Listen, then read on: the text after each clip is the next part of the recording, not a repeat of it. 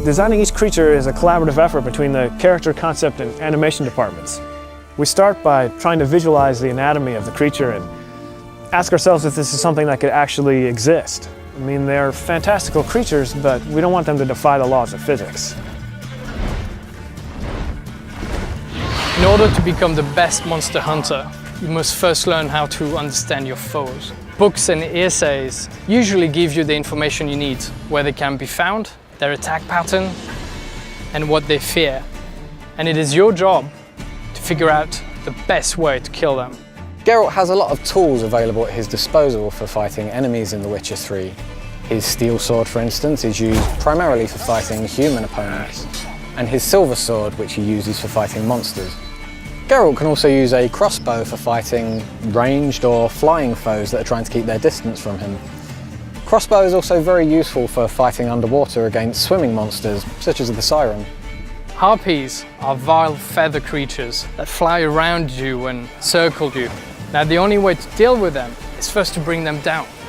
And that's where your art spell comes in handy. Sort of compressed air that will bring them down to the ground where you can finish them with your sword. Some monsters in The Witcher 3 can actually swim.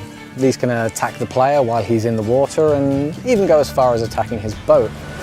This can be really dangerous for the player if the monster has a natural affinity for water, such as the Drowner. Drowners are creatures that live in swamps and will snatch at anything that comes near their ponds.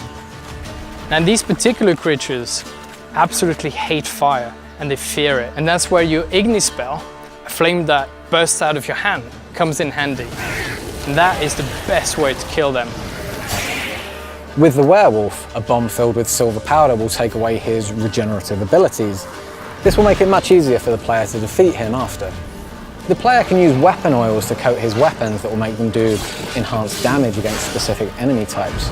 The real trick to using this, though, is to know when and where to use them, and that judgment is left up to the player based on his surrounding environment, the weather, and even territorial marks that other monsters may have left in the area.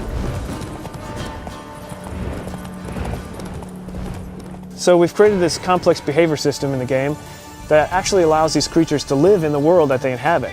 They're never just going to spawn in front of you artificially, and they don't just interact with the player. They interact with each other and with NPCs. We've created a unique ecosystem that includes monsters, animals, and humans, all living together, fighting, trying to survive, and you are merely a spectator. Now it is your choice to interfere with whatever is happening in front of you. But don't forget, every action you take in The Witcher has its own consequences.